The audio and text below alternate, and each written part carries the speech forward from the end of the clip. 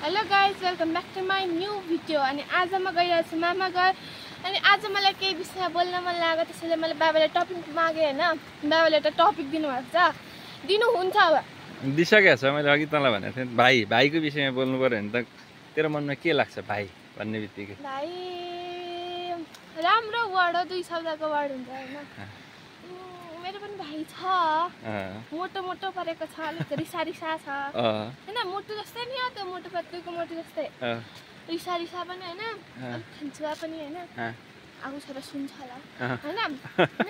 मलाई मेरो भाइ राम्रै लाग्छ, तर कहिले काहीँ बाजो हुन्छ नि त। अब भाइ बहिनी हुँदा अलिअलि रिस हुन्छ होइन।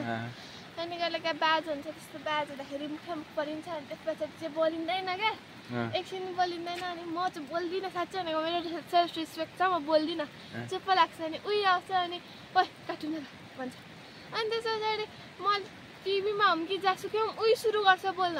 त्यस पछाडि के खुसीको कुरा निस्किन्छ अनि त्यही हाँस्दै बोल्दै खेल्न थालिन्छ फेरि होइन। मेरो आफ्नै भाइ छ एउटा, अरू मान्ने भाइ त म धेरै छन् होइन। अनि भाइले कतिको परेशानी गर्छ तँलाई? साह्रै। अनि कतिको खुसी राख्छ भाइले तँलाई? धेरै राख्छ। मलाई भाइ होइदिए जस्तो लाग्छ कि नभइदिए भाइ हुन्थ्यो जस्तो लाग्छ? कहिले काहीँ रिस उठेको बेला नहोस् जस्तो लाग्छ, तर कहिले काम आएको बेला होस् जस्तो लाग्छ। तर हुनै ठिक क्या, भाइ हुँदा काम रहन्छ होइन, काम गरिदिन्छ भने भोलो भोलो हुन्छन् होइन। अलिअलि माया पनि गर्छ, माया त गर्छ होइन। मलाई पनि माया लाग्छ, तर मम्मी बाबाले चाहिँ तँलाई भाइ कस्तो भइदियो हुन्थ्यो जस्तो लाग्छ? भाइको क्यारेक्टर कस्तो भइदियो हुन्थ्यो जस्तो लाग्छ? अलिक क्यारेक्टर त अलिक चल्ने खालको, तर उसले गल्ती गरेकोले मलाई अरे सरी दिदी यस्तो त्यस्तो भन्ने खालको होइन। अनि मलाई चक्लेट किनिदिने होइन, मेरो सबै कुरा मान्ने, मलाई सबैभन्दा माथि राख्ने। अनि तँलाई तेरो कुरा सबै मान्न थाल्यो भने त तैँले त दास जस्तो कि पेल्छेस होला नि त भाइलाई फेरि। त्यही त। अनि त्यो त भाइ नै भन्यो, त्यो त नोकर भइहाल्यो नि त्यो त होइन क्या। अब दिदी भए पछाडि दिदी स्कुल जस्तै हुन्छ क्या, अनुशासन मान्नै पर्छ स्कुलको पनि। दिदी आफै अनुशासनमा छैन भने म त अनुशासनमा फिक्स छु, मलाई थाहा छ म अनुशासनमा छु होइन। अब अरूले कस्तो सोच्छन् मेरो बारेमा तिनीहरूको त्यो के भन्छ भनाइ होइन। म अनुशासित छु, मलाई त्यही लाग्छ। म इन्ट्रोभर्ट पर्सन हो, मलाई त्यही लाग्छ होइन। एक्स्ट्रोभर्ट पनि छु, तर इन्ट्रोभर्ट जस्तै लाग्छ होइन। दासी बनाउन खोजेको नि आदेश मान्यो भने माया बढ्छ होइन। अनि कहिले काहीँ बाजो पनि होस् चलोस् पनि, त्यसरी माया पनि बढ्छ नि त, त्यस्तो खालके चाहिएको। तैँले तँलाई आफैलाई र तेरो भाइले तँलाई कसले धेरै माया गर्छ? मैले चाहिँ धेरै माया गर्छु होला जस्तो लाग्छ। अब हो त, कहिले काहीँ मम्मीले कुट्नु भयो भने, गाली गर्नु भयो भने माया लागेर आउँछ होइन।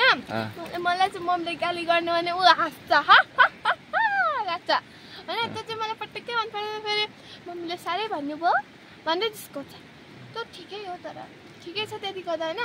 तर म त उसलाई गाली गरेको बेला दुःखी हुन्छु नि त, ऊ त हाँसिदिन्छ।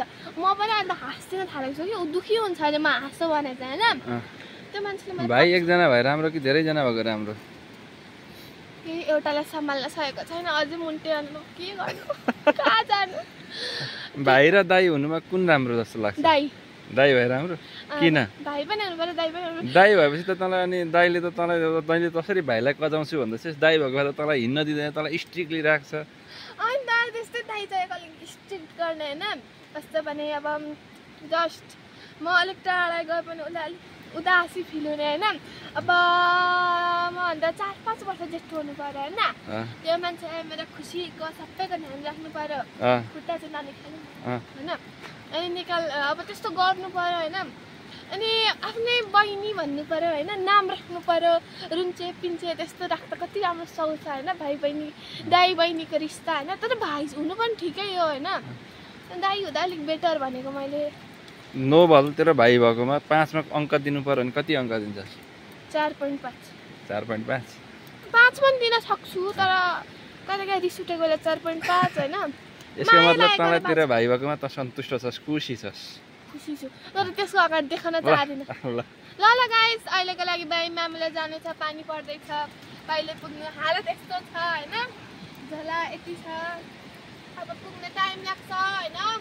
अहिले फिलहालको लागि लाइक सब्सक्राइब अनि कमेन्ट गरिदिनु कस्तो लाग्यो भिडियो अनि तपाईँहरूको पनि भाइ छ भने मलाई फिलहाल भनिदिनु होला कमेन्ट बक्समा हैन अहिलेको लागि बाइ बाइ